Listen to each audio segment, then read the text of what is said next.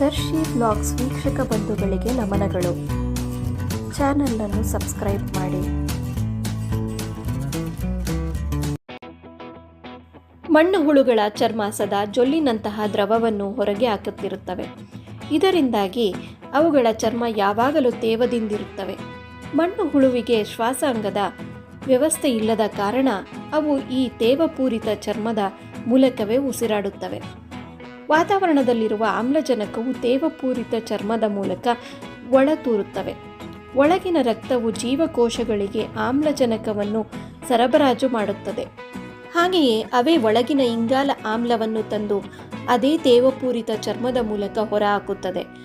ಹಾಗಾಗಿ ಮಣ್ಣು ಹುಳುವಿನ ಚರ್ಮ ತೇವಾಂಶ ಕಳೆದುಕೊಂಡಿತೆಂದರೆ ಕೂಡಲೇ ಉಸಿರಾಟ ನಿಂತು ಸಾಯುತ್ತದೆ. ಉಪ್ಪು ಮಣ್ಣು ಹುಳುವಿನ ತೇವಾಂಶವನ್ನು ನಾಶ ಮಾಡಿಬಿಡುತ್ತದೆ. ಇದರಿಂದ ಅವು ಉಸಿರುಗಟ್ಟಿದಂತಾಗಿ ಸಾಯುತ್ತವೆ. ಆದ್ದರಿಂದಲೇ ಉಪ್ಪಿನಂಶ ಇಲ್ಲದ ಮಣ್ಣಿನ ವಾತಾವರಣದಲ್ಲಿ ಎರೆಹುಳುಗಳು ಹೆಚ್ಚಾಗಿ ವಾಸಿಸುತ್ತವೆ. ಉಪ್ಪಿನಂಶ ಹೆಚ್ಚಾದಂತೆಲ್ಲ ಅವುಗಳಿಗೆ ಉಸಿರಾಟಕ್ಕೆ ಹಿಂಸೆಯಾಗುತ್ತದೆ. ಕೇವಲ 0.5% ಸೋಡಿಯಂ ಕ್ಲೋರೈಡ್ ಅಂಶವಿರುವ ನೀರನ್ನು ಎರೆಹುಳುಗಳ ಮೇಲೆ ಸಿಂಪಡಿಸಿದರೂ ಸಾಕು, ಅವು ಸಾಯುತ್ತವೆ. ತುಂಬ ಕಡಿಮೆ ತೀವ್ರತೆ ಇರುವ ಉಪ್ಪಿನ ಅಂಶವನ್ನು ಎರೆಹುಳುಗಳು ತಡೆದುಕೊಂಡು ಬದುಕಬಲ್ಲವು. ಆದರೆ ಅಂಥವುಗಳ ಸಂತಾನೋತ್ಪತ್ತಿಯ ಸಾಮರ್ಥ್ಯ ತಗ್ಗುತ್ತದೆ.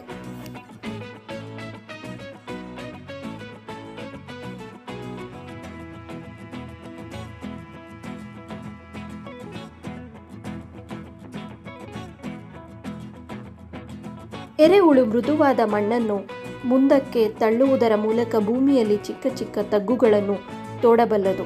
ನಂತರ ಅದು ಇದೇ ರೀತಿಯ ಕಾರ್ಯಾಚರಣೆ ನಡೆಸಿ ತನ್ನ ಇಡೀ ದೇಹವನ್ನು ಆ ತಗ್ಗಿನಲ್ಲಿ ಅಡಗಿಸಿಕೊಳ್ಳುತ್ತದೆ. ಇದಕ್ಕೆ ಇದರ ಚೂಪಾದ ತಲೆ ಸಹಕಾರಿಯಾಗುತ್ತದೆ. ಒಂದು ವೇಳೆ ಮಣ್ಣು ಸ್ವಲ್ಪ ಗಟ್ಟಿಯಾಗಿದ್ದರೆ ಅದನ್ನೇ ನುಂಗಿ ಬಿಲಗಳನ್ನು ತೋಡುತ್ತದೆ.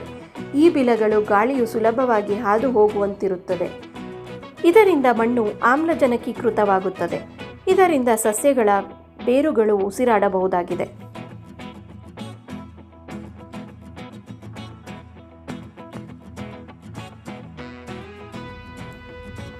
ಈ ರೀತಿ ಎರೆಹುಳುಗಳು ಭೂಮಿಯ ಉಳುಮೆಗಾರನಾಗಿ ಕೆಲಸ ನಿರ್ವಹಿಸುತ್ತವೆ. ಎರೆಹುಳುಗಳನ್ನು ಹೆಚ್ಚಾಗಿ ಬೆಳೆಸಿದರೆ ಅವು ಮಣ್ಣನ್ನು ಫಲವತ್ತಾಗಿಸುತ್ತವೆ.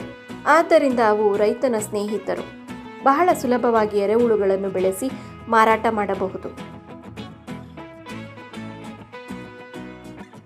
ಈ ನನ್ನ ಪ್ರಯತ್ನ ಇಷ್ಟವಾದಲ್ಲಿ ದಯವಿಟ್ಟು ಲೈಕ್, ಶೇರ್, ಕಮೆಂಟ್ ಮತ್ತು ಸಬ್ಸ್ಕ್ರೈಬ್ ಮಾಡಿ.